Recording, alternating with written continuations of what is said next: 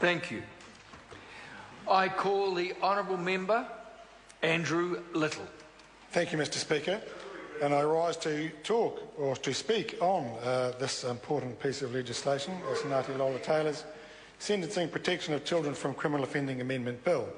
And I want to say, as many others in this House have said tonight, that we are duty-bound to ensure that the laws that this House passes afford proper and real protection to the most vulnerable in our society, and children are foremost amongst those.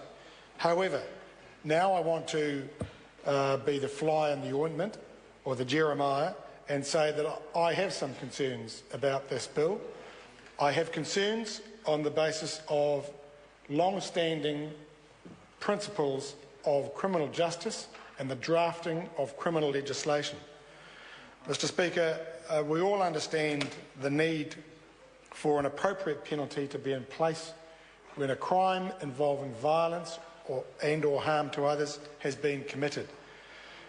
But, Mr Speaker, there are important principles when it comes to our criminal statutes. One is that crimes, because they attract the coercive powers of the state, both through investigation and detection, and prosecution, and enforcement, and sometimes incarceration or other forms of punishment, because it involves all those things, crimes are expected to be very clearly and unequivocally defined, so that people know what the boundary is they have to cross before they attract the label of criminal and or having committed a crime.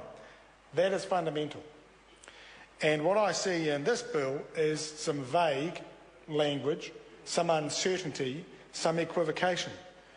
And so when it says that a minor is put at risk, what does that mean? What's the nature of the risk? And what's the extent of the risk? Especially if there has been no material impact or effect on the minor. What does it mean, given the definition of presence of a minor in the bill? What does it mean to say where a minor could reasonably be expected to be present? Well, if the minor wasn't present and hasn't suffered harm, what is the basis of attracting a criminal sanction and punishing the person? Let's punish the wrongdoers. Let's punish those who do things wrong, who cause harm and danger to others. But let's not try to criminalise a whole bunch of activity that in the absence of anything else would not be criminal. So that's one point. Let's not have wishy-washy vague terms as the basis of our criminal statutes.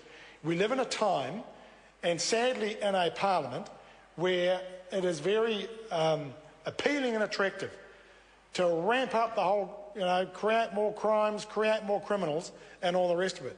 And we should be very cautious about doing that. The second point I want to make is whether or not this bill will actually add anything to what is already there. If you have a look at Section 9 of the Sentencing Act 2002, it lists 15, actually more because some of them are broken down into subclauses, 15 aggravating factors that a judge has to take into account.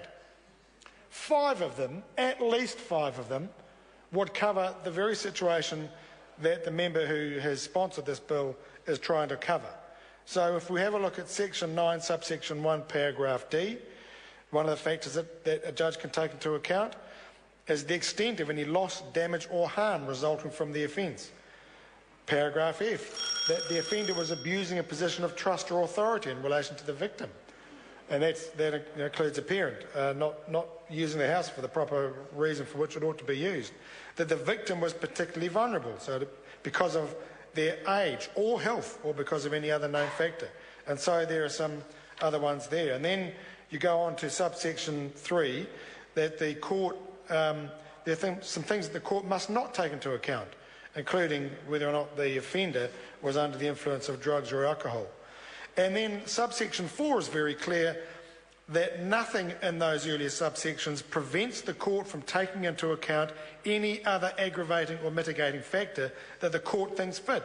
And it goes on to say that provision does not imply that any particular factor is any less or more important, that they're all to be taken together. So the real question, Mr Speaker, when this goes to a select committee is, what is it actually adding to our present law? And so while, Mr Speaker, we will support this to the select committee, we do not want to continue the trend of criminalising ever more behaviour, adding ever more to our criminal statutes when it may in fact be totally pointless. I call the Honourable Member Timothy McIndoe. Thank you, Mr Speaker. So does my mother when I'm in trouble. May I begin, as other speakers have done, in congratulating